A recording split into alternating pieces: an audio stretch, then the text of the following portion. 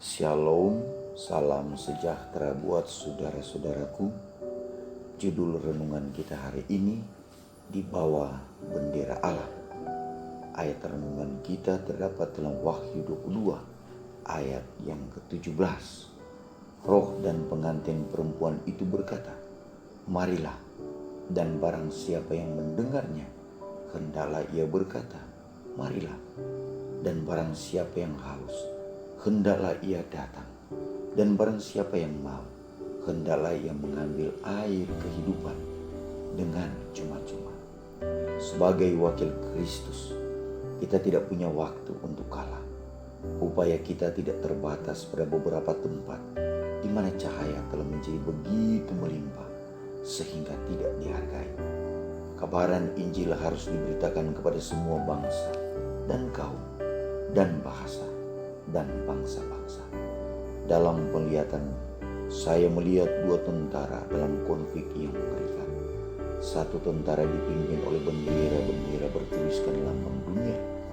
Yang satunya lagi dipimpin oleh panji Pangeran Immanuel yang berlumuran darah.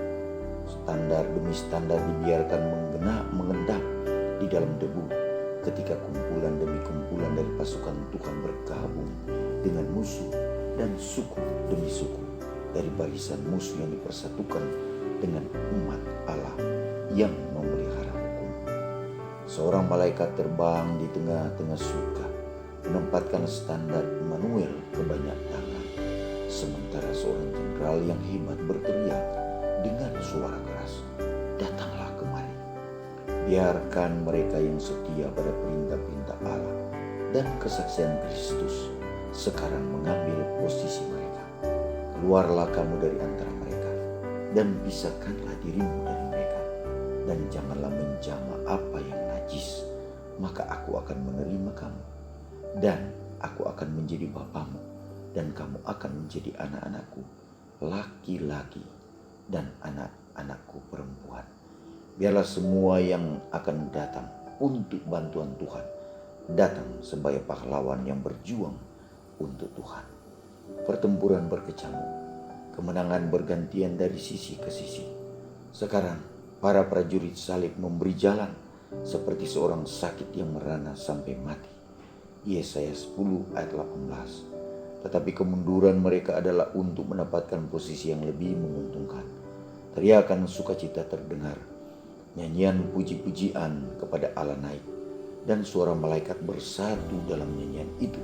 Seraya serdadu Kristus menanamkan panjinya di dinding benteng sampai saat itu dipegang oleh musuh. Kapten keselamatan memerintahkan pertempuran dan mengirim dukungan kepada para prajuritnya. Kuasanya ditampilkan dengan kuat, mendorong mereka untuk menekan pertempuran ke gerbang. Dia mengajarkan mereka hal-hal yang mengerikan dalam kebenaran, sebagaimana dia memimpin mereka selangkah demi selangkah, menaklukkan dan menguasai. Akhirnya kemenangan itu diperoleh. Tentara mengikuti spanduk dengan tulisan, "Perintah-perintah Allah dan iman kepada Yesus adalah kemenangan yang mulia." Para prajurit Kristus berada di dekat gerbang kota, dan dengan sukacita kota itu menerima rajanya. Kerajaan damai dan sukacita serta kebenaran kekal didirikan. Testimonies for Church, jilid 8, halaman 40 sampai 42. Doa kita hari ini. Terima kasih Tuhan, Engkau memberikan lagi nasihat bagi kami, bahwa sebagai wakil Kristus kita tidak punya waktu untuk kalah. Upaya kita tidak terbatas beberapa tempat di mana cahaya telah menjadi begitu melimpah sehingga tidak dihargai.